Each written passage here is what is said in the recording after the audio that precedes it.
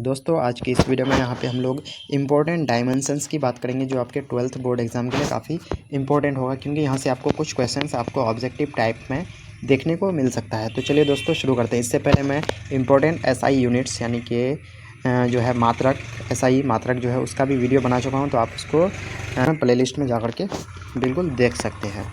तो चलिए दोस्तों शुरू करते हैं। पहला नंबर में है आवेश। आवेश यानी कि चार्ज।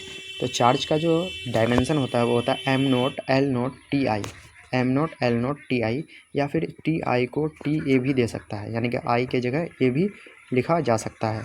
तो M naught L naught T A, या फिर M naught L naught T I, या फिर ओनली टी आई या टी ए भी दे सकता है। तो ये चार्ज का यूनिट हुआ, क्योंकि एम नोट एल नोट का कोई भी वैल्यू नहीं होता, यानी कि 1 होता है। अगला जो है आवेश का रैखिक घनत्व, यानी कि जिसको इंग्लिश में बोलते हैं लीनियर डेंसिटी ऑफ चार्ज। तो इसका जो डायमेंशन होता है वो आता है M naught L inverse T A. M naught L inverse T A, ठीक है।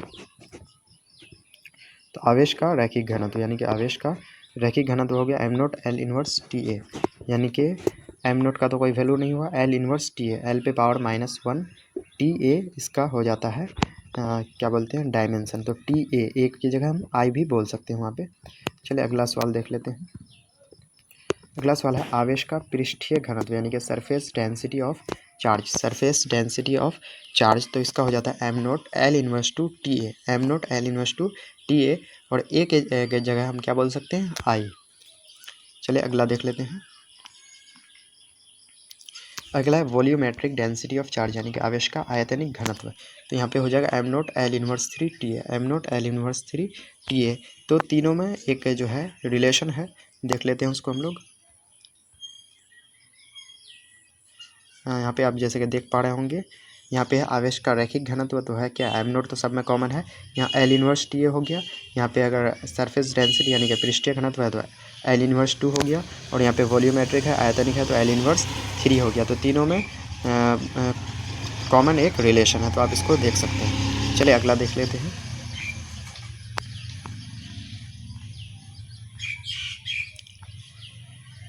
तो ये काफ़ी इंपॉर्टेंट है, रिलेटिव परमिटिविटी और डाई इलेक्ट्रिक कॉन्स्टेंट, जिसको बोलते हैं आपेक्षिक वैद्युतशीलता। आपेक्षिक वैद्युतशीलता, तो यहाँ पे ये जो है इसका कोई भी डायमेंशन नहीं होता, ध्यान रखना है। ये डायमेंशन लेस है, ये यूनिट लेस भी है और डायमेंशन लेस भी है। तो डायमेंशन लेस होने के कारण इसको M naught L naught T naught बोल सकते हैं, M naught L naught T naught. चलिए अगला सवाल देख लेते हैं। अगला जो क्वेश्चन कह रहा है वो कह रहा है स्पेसिफिक चार्ज। स्पेसिफिक चार्ज यानी कि विशिष्ट आवेश। क्या बोलते हैं स्पेसिफिक चार्ज को? विशिष्ट आवेश बोलते हैं। तो विशिष्ट आवेश का जो डायमेंशन होगा M inverse L naught T A होता है। M inverse L naught T A होता है, तो ध्यान रखना है इसको। वहीं पे अगर इलेक्ट्रिक फील्ड इंटेंसिटी की बात करें, वैद्युत तीव्रता की, तो हो जाता है M L T inverse 3 A inverse हो जाता है इसका इलेक्ट्रिक फील्ड इंटेंसिटी, वैद्युत तीव्रता का यूनिट हो जाता है M L T inverse 3 A inverse. काफ़ी इंपॉर्टेंट क्वेश्चन है, ध्यान रखेंगे आप इसको। अगला है इलेक्ट्रिक पोटेंशियल। इलेक्ट्रिकल पोटेंशियल यानी कि विद्युत विभव, तो इसका जो हो जाता है वो M L square T inverse 3 A inverse हो जाता है। M L square T inverse 3 A inverse हो जाता है इलेक्ट्रिकल पोटेंशियल, यानी कि विद्युत विभव का क्या हो जाता है डायमेंशन। चलिए अगला सवाल, अगला क्वेश्चन देख लेते हैं। नेक्स्ट जो है वो है electric dipole moment. Electric dipole moment यानी कि विद्युत द्विध्रुव आघूर्ण। विद्युत द्विध्रुव आघूर्ण, तो इसका होता है M naught L T A. M naught L T A, या फिर इसको M naught L T I भी कह सकते हैं। अगला जो है नेक्स्ट है इलेक्ट्रिक फ्लक्स, जिसको विद्युत फ्लक्स बोलते हैं। इसका होता है M L cube T inverse 3 A inverse 1, यानी कि M L 3 T inverse 3 A inverse 1, इसका जो है वो डायमेंशन हो जाता है। अगला है एरिया वेक्टर यानी कि सदिश क्षेत्रफल, तो इसका होता है M naught L square T naught, यानी कि क्योंकि एरिया है तो एरिया का क्या हो जाता है एल स्क्वायर, और बाकी एम नोट इधर जोड़ दिए और टी नोट उधर जोड़ दिए। अगला भी काफ़ी इंपॉर्टेंट है सॉलिड एंगल। सॉलिड एंगल का जो है एस आई यूनिट होता है स्टेरेडियन। क्या होता है? स्टेरेडियन, ध्यान रखना है, स्टेरेडियन होता है। जबकि इसका कोई भी डायमेंशन नहीं होता, यानी कि डायमेंशन लेस होता है ये M naught L naught T naught. इसका डायमेंशन हम बोल सकते हैं क्योंकि ये डायमेंशन लेस क्वांटिटी है, ध्यान रखना है। इसका यूनिट होता है लेकिन डायमेंशन कुछ भी होता नहीं है, आप इसको ध्यान रखिएगा। चलिए अगला क्वेश्चन देख लेते हैं। अगला इलेक्ट्रिकल कैपेसिटी। इलेक्ट्रिकल कैपेसिटी इसके हिंदी में बोलते हैं वैद्युत धारिता। क्या बोलते हैं? वैद्युत धारिता। तो इसका हो जाता है m inverse L inverse two t पे पावर 4 a पे power 2, m inverse t inverse two m inverse L inverse two t पे पावर 4 a पे पावर 2। ये हो जाता है इलेक्ट्रिकल कैपेसिटी, वैद्युत धारिता का डायमेंशन। वेरी इंपॉर्टेंट क्वेश्चन है ये। अगला है इलेक्ट्रिक करंट यानी विद्युत धारा। तो इसको ए भी बोल सकते हैं, आई भी बोल सकते हैं, या फिर इसको M naught L naught T naught जोड़ के ए या आई बोल सकते हैं। तो इसमें कोई भी दिक्कत वाली बात नहीं है। इलेक्ट्रिक करंट का ये सारा डायमेंशन हो जाता है। चलिए अगला क्वेश्चन देख लेते हैं।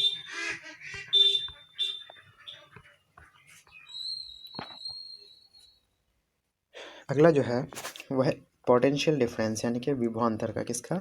विभवांतर। तो विभवांतर का हो जाता है M L square T inverse 3 A inverse, M L square T inverse 3 A inverse. ये हो जाता है पोटेंशियल डिफरेंस यानी कि विभवांतर का हो जाता है डायमेंशन यानी कि विमा।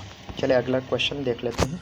अगला जो है प्रतिरोध, काफ़ी इंपॉर्टेंट है। प्रतिरोध, प्रतिरोध यानी कि रेजिस्टेंस का हो जाता है M L square T inverse 3 A inverse 2, M L square T inverse 3 A inverse 2 resistance का आता है। वहीं पे अगर कंडक्टेंस की बात करें, चालकता का, तो इसका जस्ट अपोजिट। यहाँ एम पे पावर 1 है तो यहाँ पे एम पे पावर -1, यहाँ एल पे पावर 2 है तो यहाँ पे एल पे पावर -2, यहाँ पे टी पे पावर -3 है तो यहाँ पे टी पे पावर 3, और यहाँ पे ए पे पावर -2 है तो यहाँ पे ए पे पावर 2, यानी कि जस्ट इसका उल्टा हो जाएगा। रेजिस्टेंस का उल्टा क्या होता है? कंडक्टेंस। तो जस्ट इसका अपोजिट हो जाएगा। उसी टाइप से यहाँ पे है स्पेसिफिक रेजिस्टेंस। क्या है? स्पेसिफिक रेजिस्टेंस और रेजिस्टिविटी। इसको विशिष्ट प्रतिरोध या फिर प्रतिरोधकता बोलते हैं। तो इसका होता है M L cube T inverse 3 A inverse 2, M L cube T inverse 3 A inverse 2। और उसी टाइप से यहाँ पे हो जाएगा आपका स्पेसिफिक कंडक्टिविटी, जिसको विशिष्ट चालकता बोलते हैं। जस्ट इसका अपोजिट है। तो एम है तो यहाँ एम इनवर्स 1 हो जाएगा, यहाँ एल 3 है तो यहाँ एल पे पावर -3 हो जाएगा, यहाँ टी इनवर्स 3 है तो यहाँ पे टी क्यू हो जाएगा, यहाँ ए इनवर्स 2 है तो यहाँ पे क्या हो जाएगा? ए स्क्वायर हो जाएगा। जस्ट अपोजिट है एक दूसरे का ये दोनों। चलिए अगला क्वेश्चन देख लेते हैं। अगला क्वेश्चन है थर्मल कोफिशिएंट ऑफ रेजिस्टेंस, जिसको हिंदी में बोलते हैं प्रतिरोध ताप गुणांक। इसका जो डायमेंशन है वो है के इनवर्स। के इनवर्स सिंपली इसको बोल सकते हैं, अच्छा दिखने के लिए M naught L naught T naught इसमें जोड़ सकते हैं, और के इनवर्स ये तो रहेगा ही। तो इसको ध्यान रखेंगे, इंपॉर्टेंट क्वेश्चन था वो। अगला है क्रैन डेंसिटी। क्रैन डेंसिटी, तो क्रैन डेंसिटी का होता है एल इनवर्स 2 ए, एल इनवर्स 2 ए। इसमें एम नोट जोड़ दिए इधर भी और टी नोट इधर भी जोड़ दिए।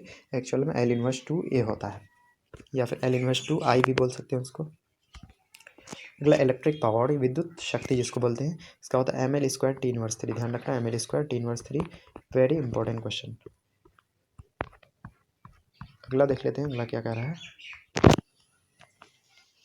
अगला कह रहा है पेल्टियर्स कॉफिशिएंट, यानी पेल्टियर का गुणांक। इसका होता है M L square T inverse 3 A inverse होता है पेल्टियर गुणांक का। और ये बिल्कुल पोटेंशियल डिफरेंस के पोटेंशियल डिफरेंस यानी विभवांतर का जो डायमेंशन होता है सेम इसका भी होता है। M L square T inverse 3 A inverse 1, ये इसका डायमेंशन होता है। तो दोस्तों यहाँ पे हम लोगों ने इंपॉर्टेंट डायमेंशंस को यहाँ पे कवर कर चुके हैं। इससे पहले मैं इंपॉर्टेंट एसआई यूनिट्स का भी वीडियो बना चुका हूँ, और साथ ही साथ जो इंपॉर्टेंट ऑब्जेक्टिव है उसका भी वीडियो बना चुका हूँ। आप उसको जा कर के देख सकते हैं, वहाँ से आपको एग्ज़ाम में काफ़ी सारे क्वेश्चन देखने को मिल सकते हैं। तो दोस्तों अगर इससे पहले आप इंग्लिश और हिंदी के राइटर्स का नाम याद नहीं किए हैं, तो इसके लिए मैं ट्रिक वाला वीडियो बना चुका हूँ, जिसमें आपको बिल्कुल भी आसानी से याद हो जाएगा। तो आप उसको देख सकते हैं, बिल्कुल ट्रिकी मेथड से उसको आप बिल्कुल देख सकते हैं। तो चलिए मिलते हैं नेक्स्ट वीडियो में। जय हिंद, जय भारत।